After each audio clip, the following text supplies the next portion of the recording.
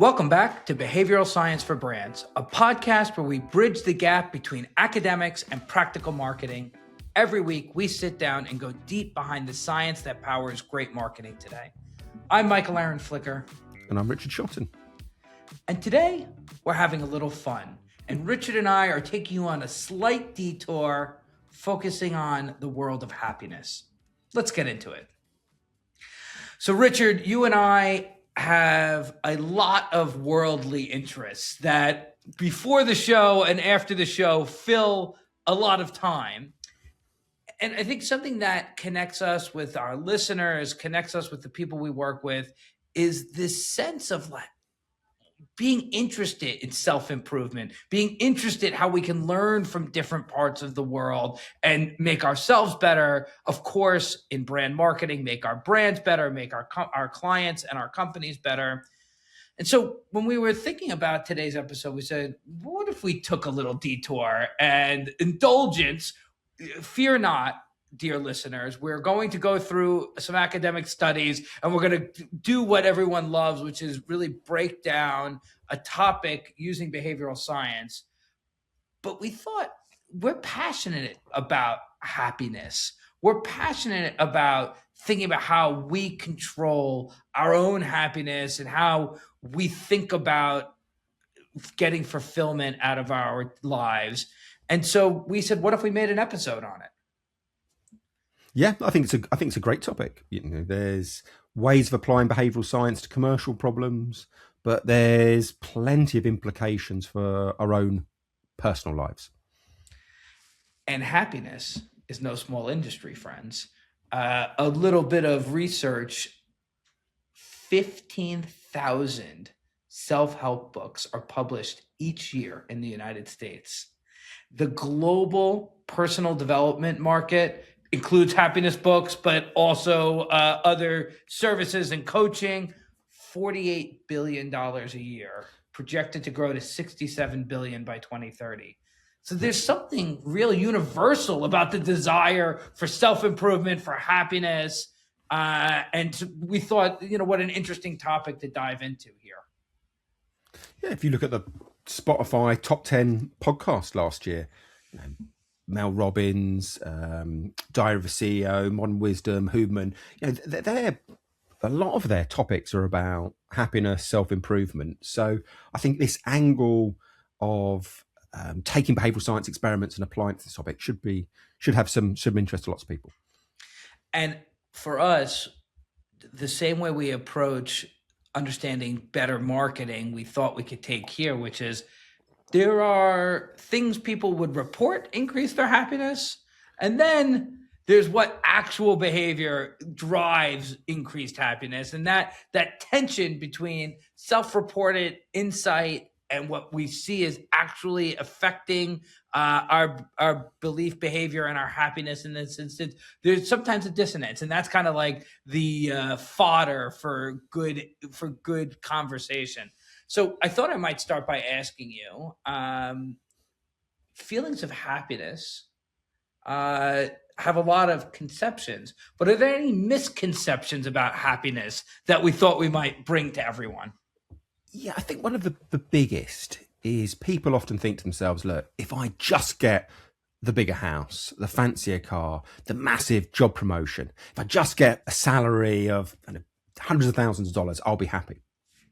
And that is a bit of a misconception. And we'll come back to why it's only a bit, because there's an idea called the hedonic treadmill.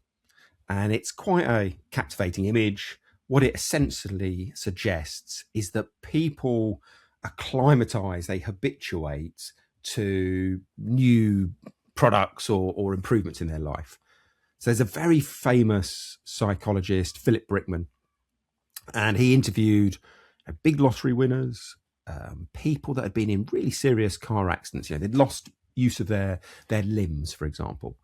And what he found was when these events happen, yes, their happiness levels decouple. You win a lottery, you're very, very happy. You have a massive car accident, you're very unhappy.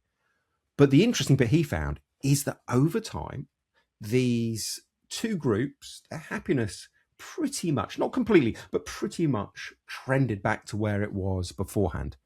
People acclimatise to the things that happen to them. Now, in many ways, this is an absolute blessing. It means that we can put up with really unfortunate events. But it's also a curse of humanity that these big financial improvements or changing to our material well-being, they have an improvement for a short while. So people kind of guess that that's going to happen. But people often underestimate the fact that over time, that boost disappears. I read a fascinating article in The Economist maybe 2 or 3 years ago. I could try to find it and put it in the show notes that said this adaptation to whatever your new wealth level is actually pretty good for civilization overall, because you start to eat healthier food or fancier food, and then that becomes the norm. You start bringing your kids to a better school system, you make more money, you bring them to this new level, and then that becomes the norm. So in that way, it helps civilizations level up. But that's a very different argument than, does that drive more happiness for you? So it's an interesting tension there between the human's natural ability to make the new normal and then deriving happiness from it. Yeah, absolutely. It's like silly example, but most people who are listening woke up this morning, nice centrally heated house, electric lights. Most people didn't give thanks for that. It is completely just part of the norm. Whereas if someone had time traveled from the 16th century, they would be utterly amazed by the fact you've got electricity, by the fact you've got central heating. That type of benefit over time, just people acclimatise to. And as you say, from a societal point of view, there's the upside of we strive for more, we strive for better, we keep on wanting more. But from the individual view, it can lead to unhappiness. What you might want to take from this is, don't fool yourself that you just need the next big material thing and then you'll be happy.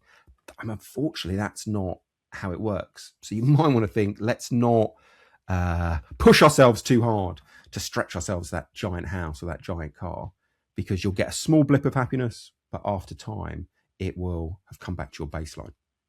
I want to come back to that point in a second, but it's reminding me, Arthur Brooks has written a number of great books. From Strength to Strength is one of his most popular. He's a Harvard professor of happiness. He studies happiness. And he says, happiness is all of your needs divided by all of your wants. And so he says it's an equation, actually. And the more that you have in the denominator, the more wants you have. It doesn't matter how much you have. Maybe it's all of your that you have divided by all of your wants. I got it backwards. It's all of your haves divided by all your wants. And the point is, the more that you want, the less your happiness will be. The larger the denominator, the less happy you'll be, because you always want more. And I didn't make that connection until we're having this conversation. That's a mathematical formula of the hedonic treadmill, isn't it? Yeah. Well, what I think is really striking from that is that what you have is finite. Even to an Elon Musk, it's finite. There are things that you can't afford. Unfortunately, wants can be infinite. So, once you start thinking of it as an equation like that, you realize it's insane to try and generate happiness by working harder to fulfill, get more and more products, because your wants will just keep on growing. So I think it is, interesting to start thinking of it in that manner. What strikes me about this is that we might adapt to some things faster than others when it comes to happiness. Like you were giving those examples, that struck me. Yeah, so there's definitely a bit of research on this. So it tends to be that people habituate to income increases, to material goods. What they don't habituate to as quickly, and we can go into this in more detail, are experiences. Going out to an amazing meal with your wife, taking the kids to a baseball game. So that's something that doesn't habituate as quickly. And the other part is altruism, helping other people. We seem to generate happiness from that, and we don't habituate to it as quickly. So just to drive home this point, we're saying things that we're more quickly to habituate to are like once you get that raise, the benefit of that incremental income we're quicker to habituate to. Once we have a new life event, we're quicker, and things we're less quick to habituate to are things like hobbies and helping others. Am I understanding? Yeah, exactly. And people can take this insight, I think, and apply it to themselves. So there are certain ways where you can stop this process of habituation, getting used to material goods. So there's an amazing study that we covered in Hacking the Human Mind, and we looked at it in the Starbucks chapter. And it's run by Leif Nelson, who's at NYU back in 2008. Very simple study. He gets this massage chair, and it's very pleasant to sit in the massage chair. People enjoy it. And for half of the participants, they have a 3-minute, 180-second, uninterrupted burst of massage. And then they rate how happy they are on a 9-point scale. And the average score is 6.05. Other half of the participants, exactly the same massage chair. Total time is 3 minutes, but there's a little bit of a difference. People sit in the chair for 80 seconds. They then get out of the chair. It's turned off for 20 seconds. And then they get back in the chair for 80 seconds. So time on massage chair is 20 seconds less. You've got this break in the middle. Now, when those people are questioned as to how happy they are, you see something slightly strange. Even though they experience less of the pleasurable event, when they rate their happiness or enjoyment of the chair on a scale of 0 to 9, they rate themselves at 7.05. So first group, 6.05. Second group, 7.05. That is a 17% improvement. Incredible. If people had a break in the enjoyable experience.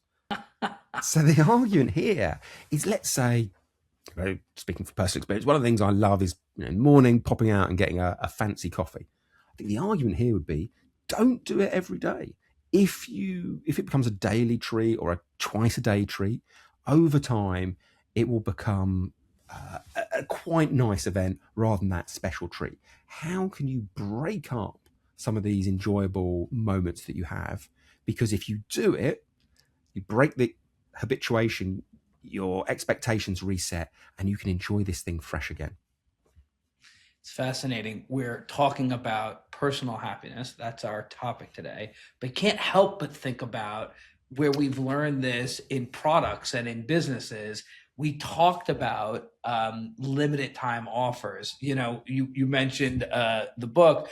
We talk about pumpkin spice latte being a limited time offer. And by breaking it, by saying you can no longer have it, it drives up interest, intrigue, and desire right after. McRib sandwiches from McDonald's, another famous example. But where you don't allow that habituation to continue, we know that it's got positive effect on brand markets.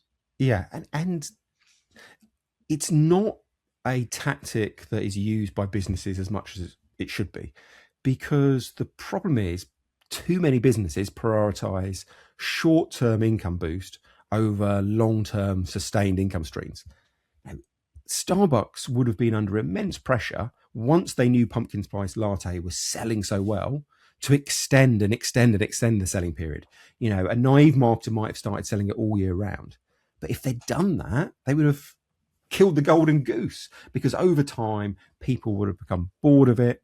What's so good is it's only on sale for a few months. The break, that 10 months off, allows people's excitement and expectations to reset. And then once they try their first pumpkin spice latte of the year, they're excited again. It tastes brilliant.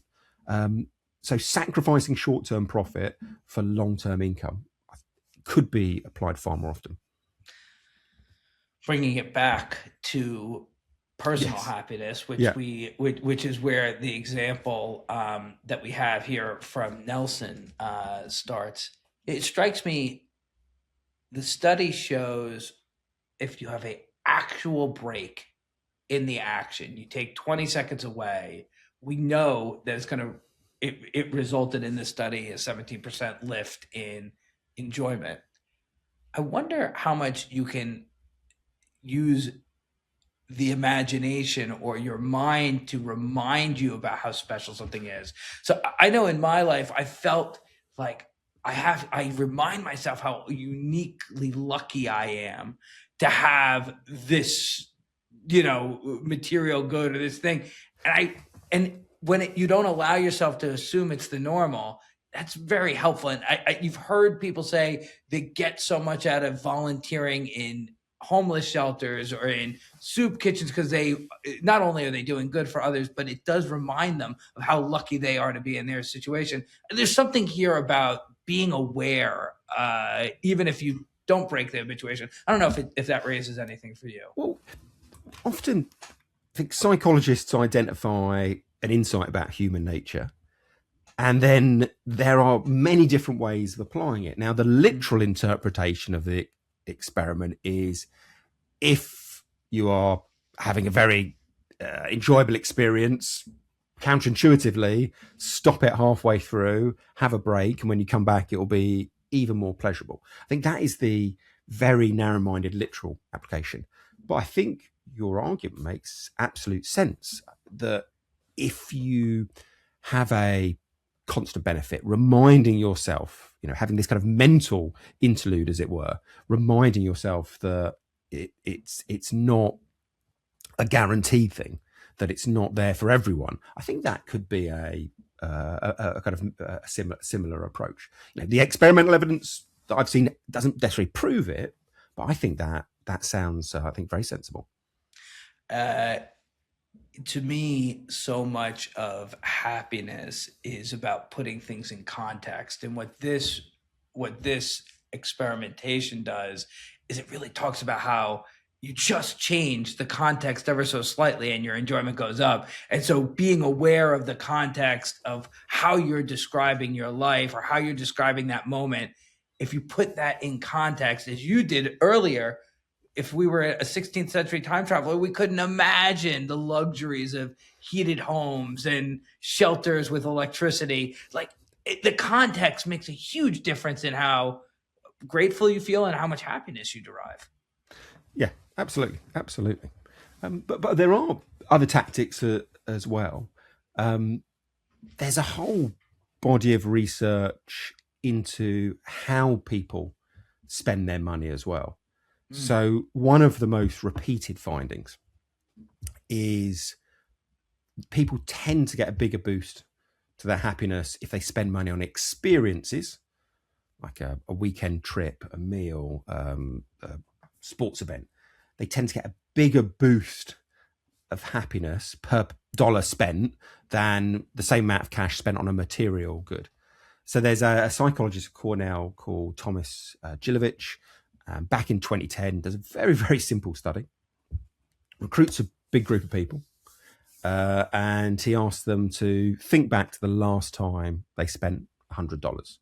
And sometimes he specifies to people, what was the last time you spent $100 on a material purchase? Other people, he says, what was the last time you spent $100 on an experience? And then he asked them to rate how happy those purchases made them. And what he finds is, even though it was the same amount of cash spent, people who'd spent the money on an experience, they rated the boost as 13% greater in terms of happiness than those who'd spent it on the material item. And that seems to link back to some of this idea of habituation. It's much easier to habituate to material products than it is an experience. An experience, the memory lingers forever. It's got a kind of a uniqueness, a lack of comparability. It's a lovely example of how in a study you could see this or that, $100, either it was a material or a material purchase or a experience purchase. I went looking to see how have consumers' trends have changed.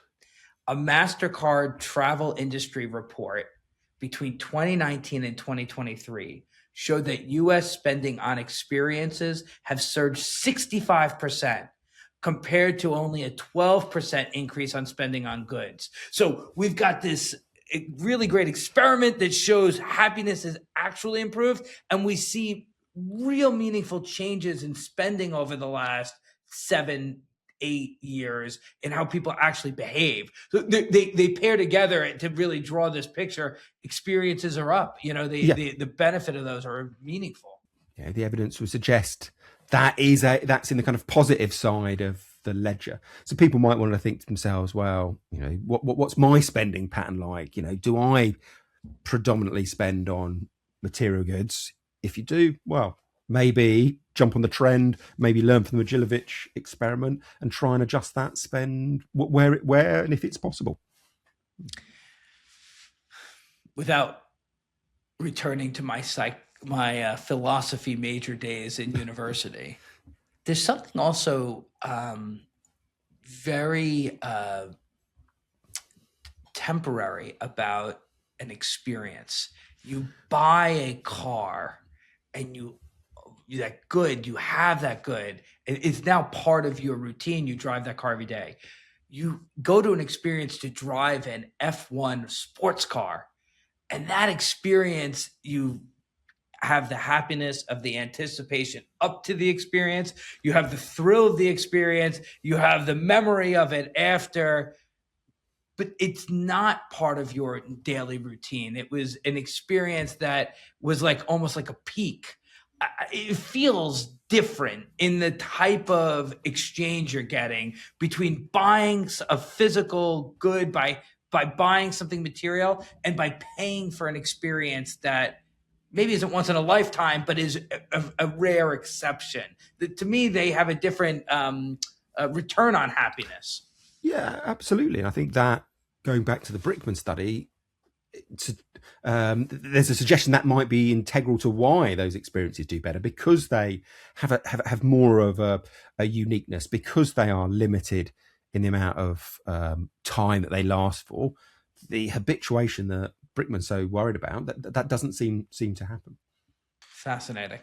Okay, so we spent a lot of time talking about, so far, improving our own happiness. There's another area about gifting that we thought would be very interesting. Although I would argue this is a continuation of the previous studies, because there are arguments that, despite what people think, often you get a better return on your money in terms of happiness generated if you spend it on other people. There you go. There's a lovely study from Elizabeth Dunn. She recruits a group of people back in 2008, and she randomizes them into two groups. So first group are given a small amount of cash, maybe $5 for some, $20 for others. And they are told, go and spend it on yourself. And she asks them, before this kind of setup, how happy they are. Other group of people, they are given either $5 or $20, and they are told you have to spend this on someone else. Now, that group come back at the end of the day, like the first group, and they are asked to say how happy they are. And what Dunn finds is there is a bigger increase of happiness amongst the people who are forced to spend it on themselves. Now, it doesn't really matter whether it's $5 or $20. The big difference is, did you spend it on yourself or did you spend it on other people? And it's the group who spend it on other people, they see the biggest boost to their happiness. What do you think caused that for people?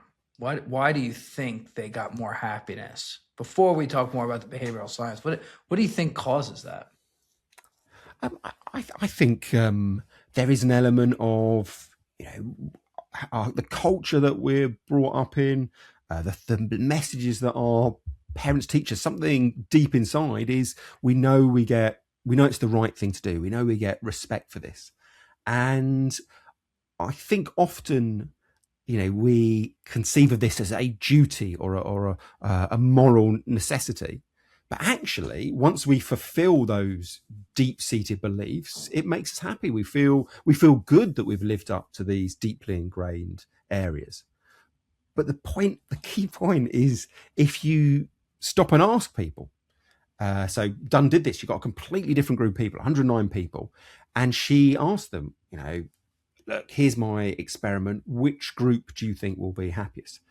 majority, and it wasn't a huge majority, it was 63% of people. 63% of people thought spending on themselves would do the bigger boost to happiness than spending on others.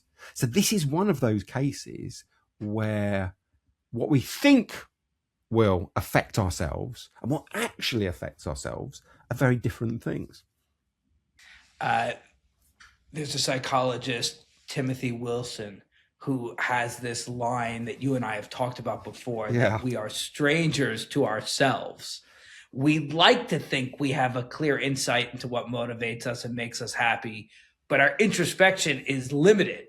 We rely on intuition, cultural narratives, assumptions, rather than evidence, and they can be misleading.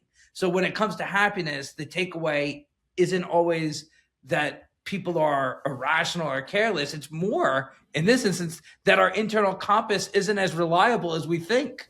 And that's what this study really does, is it helps shine light on that idea that we actually don't really perceive what our perception of what will make us happy is not matched to the truth we see in the former part of Dunn's study. Yeah, absolutely. And the great bit here is, if you think about why we're trying to earn money, it is often it's an intermediary goal. People don't want cash itself. They want what cash brings. And the best thing, once our kind of basic human needs of shelter and warmth and food are delivered, what we really want to create is happiness. So what Dunn's saying is, even if you can't change your income, well, you can still improve what really matters, which is the outcome you want, which is this boost to happiness, by changing how your money is spent.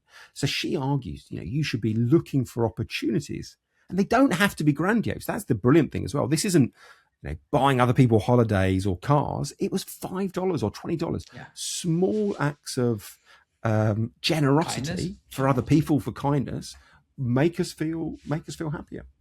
It's funny that your mind went there, because I was thinking about, is there a curve? A small amount of money that I can spend on myself, or I can give to someone else in the form of a lunch day. Otherwise, you pay for someone else's lunch. Doesn't matter who you are. You're taken aback by that kindness, and $20 can do that. $5 can be the people in line all get a candy bar like that. The feeling you get by giving that feels stark compared to what that $5 would get you, because of the act of the generosity of giving something to somebody else. And I wonder if that changes if the number amount is $5,000.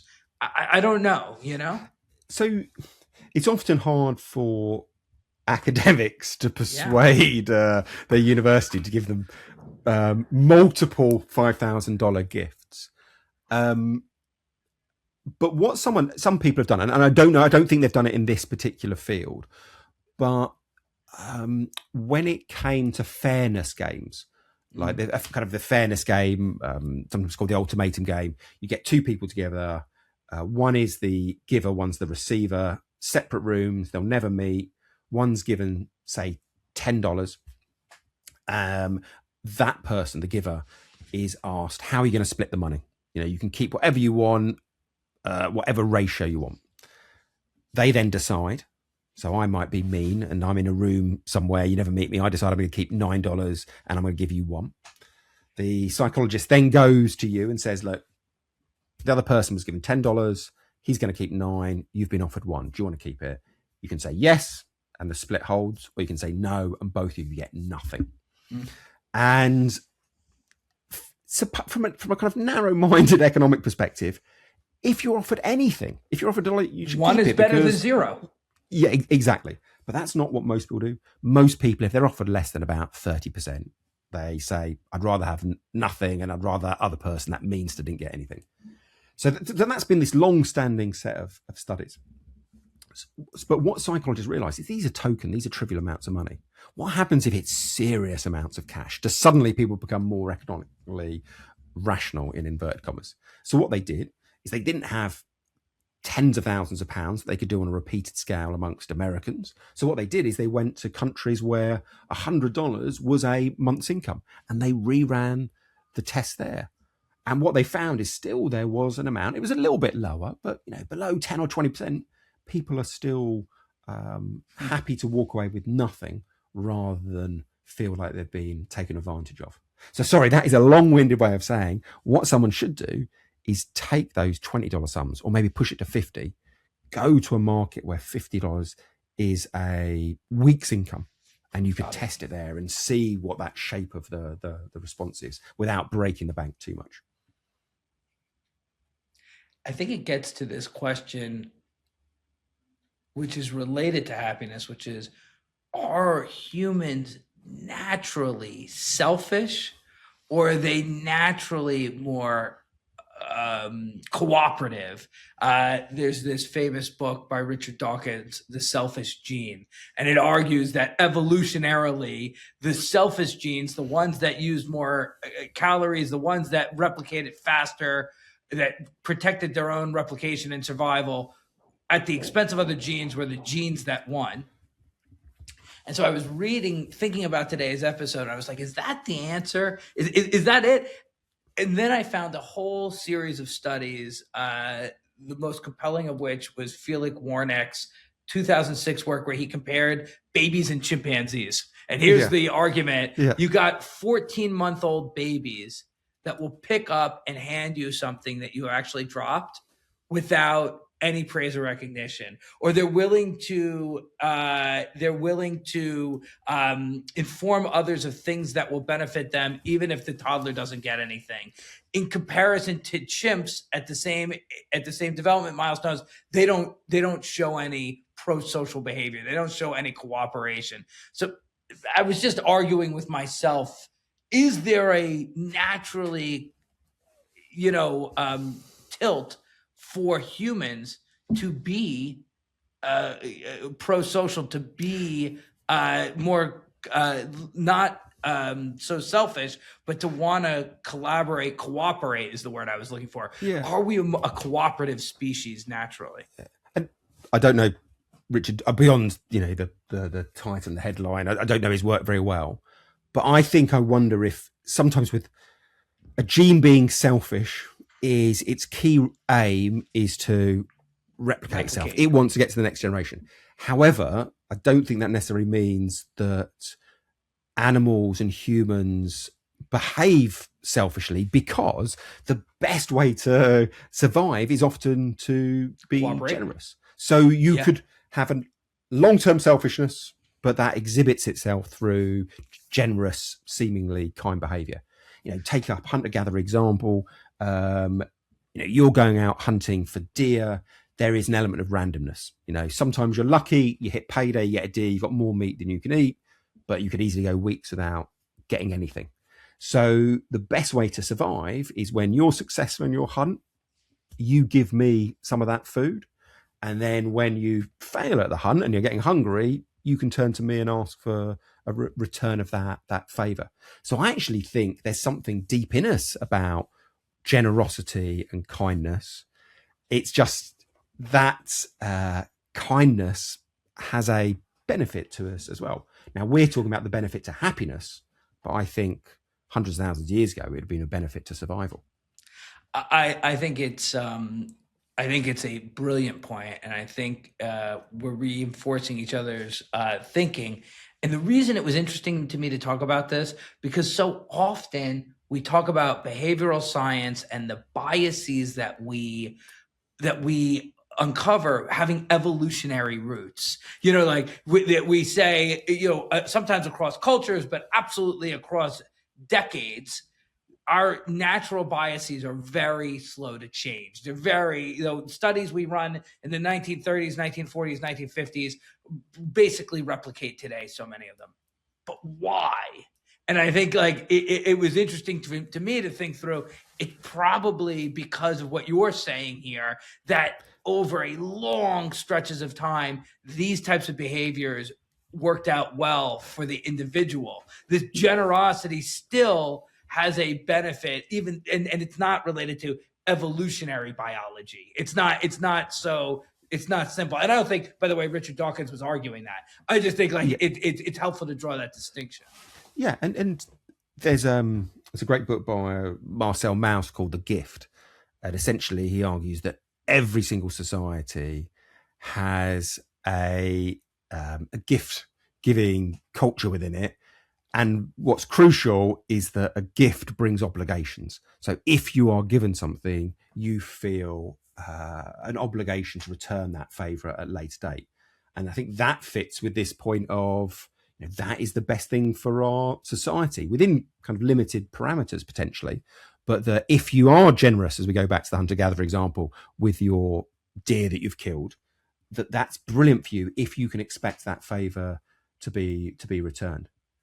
And the example that I always think about when we discuss this idea of reciprocity, and I think this might be a British specific one, but my parents who are in their 80s, I can remember them using the word much obliged, and that would be a synonym for thank you.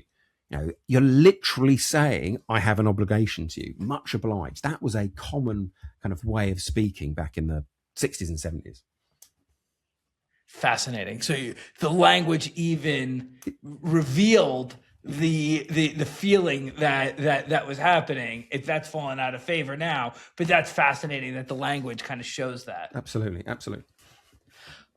We've prepared one more bias. Yes. In our quest to unpack happiness for our listeners. Would you take us through it? We're finishing with probably the strangest study. So I think it's a slightly strange study. I'll kind of admit that.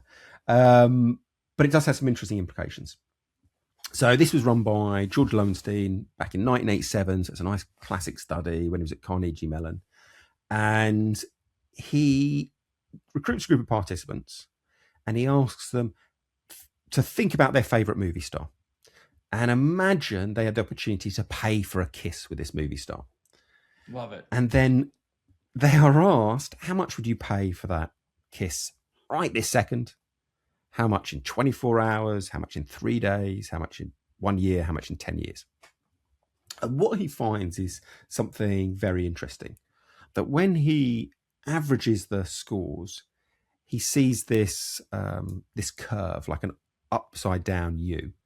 So people would prefer to have that kiss, not immediately, not now, but to have it in 1 or 3 days. That's when the happiness peaks. So it goes up to this peak of 3 days and then drops down till it's very low if it's in 10 years' time. And his argument is the value of a pleasurable, positive experience is not just at the moment it happens, it's partly the anticipation. Like, how long's a kiss going to last?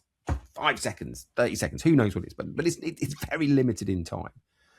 But if you can have 3 days of expectation and anticipation, then it becomes a far more enjoyable experience.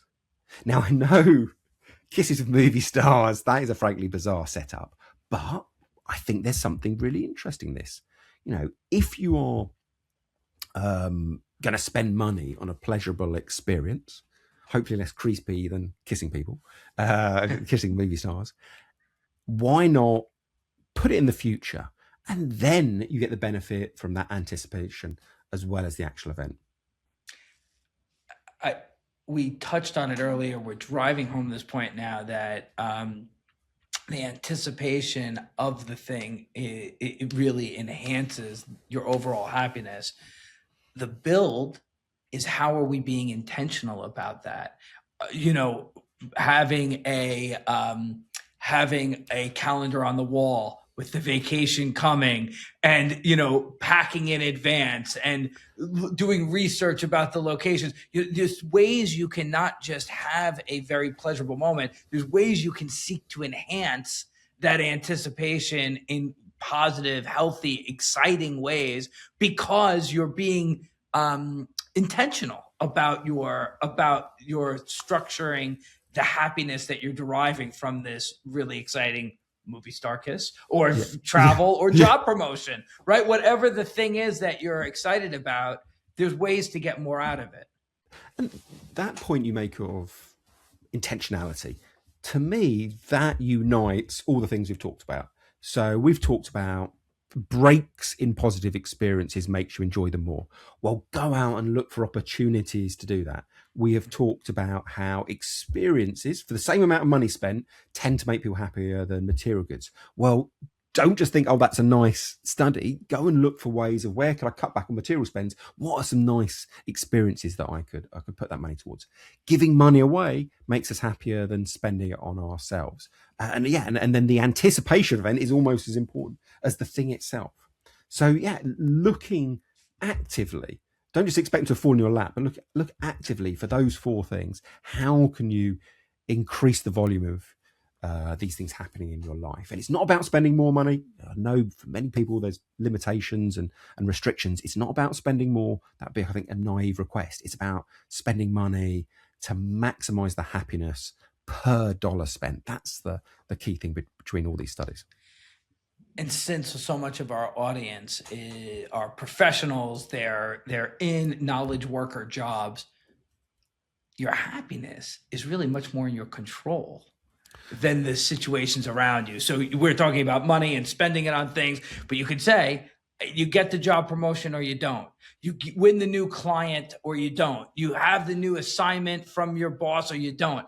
All of those are inputs, but deriving happiness is much more in your control, these four studies show, than you might otherwise think without going through this.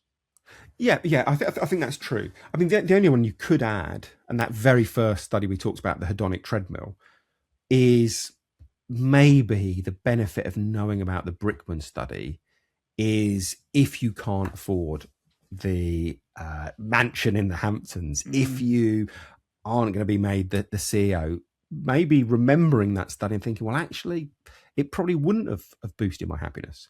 Now, I think that will be of some benefit. Knowing something and it changing how you feel can often be different things, but I think it can remove the sting from all the, the disappointments that we're all bound to have in life. My father told me growing up, you shouldn't feel the high highs as high, and you shouldn't feel the low lows as low. And I remember saying to him, that's not the way I want to live. As a teenager, you want to feel all the edges, but it's a connected theory. There is a baseline. And if you remember that it's in context to that baseline, then it takes the stings out. Yeah, I really like that point that your dad's emphasizing about remembering the other half of it as well. If something terrible happens, you will feel horrible. Brickman didn't deny that. The people in those horrible car accidents felt awful. They were depressed. They were, their happiness plummeted off the scale. But his key point is this too shall pass. It will get better. Now, that doesn't remove the sting completely, but I think knowing it's transient, that is a really, really important thing. When times are really bad, there is research that suggests we acclimatize to even the worst things in life much more than we expect to. So knowing that's coming hopefully gives some succor. I think it's a lovely spot to start to come to a close. Lots to think about for everyone listening. Richard, is there a trick that you've used to increase your happiness? Is there something, like, as you've gone through your career, that you look to and say, yeah, this has really helped me be happier than maybe I otherwise would have been? So of all the studies we talked about, quite a few of them I read about in Dunn's book, Happy Money, wrote with Michael Norton. And the one that I have tried to do more, and of course, we never quite live up to the things that we try and do, but the one that I've put into practice more is about the pro-social spending. Trying to look for an act or a gift that I can do on a more regular basis. Not just out of altruism, but because it makes me feel happier. So that's the one I've tried to apply. And yourself, what about you? Is there something that you've done? I think trying to take the right context frame has always been helpful to me, no matter how successful and good it has been, or no matter how bleak and hard it has been. Putting that into some scale is very helpful to me. And for whatever reason, we talk about it's been more helpful rather than thinking about what it would have been like 300 years ago, which is like a little bit of a mind game.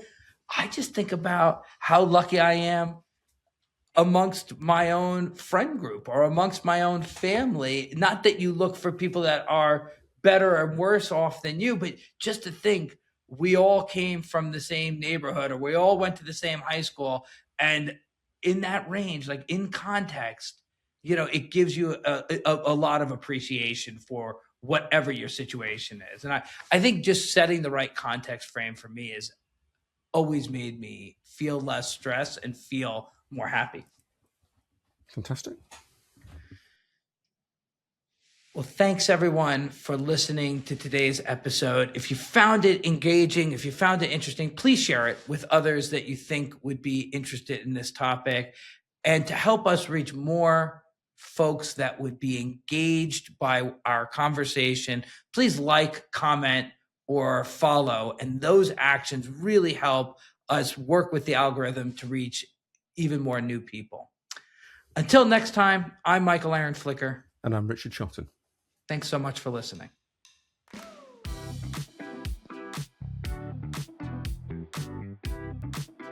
Behavioral Science for Brands is brought to you by Method One. Recognized as one of the fastest growing companies in America for the third year in a row, featured on Inc.'s 5,000 list. Method One is a proudly independent creative and media agency grounded in behavioral science. They exist to make brands irresistible, helping people discover products, services, and experiences that bring moments of joy to their lives. As behavior change experts, Method One creates emotional connections that drive true brand value for their clients, focusing primarily with indulgence brands in the CPG space. Find out more at methodone.com.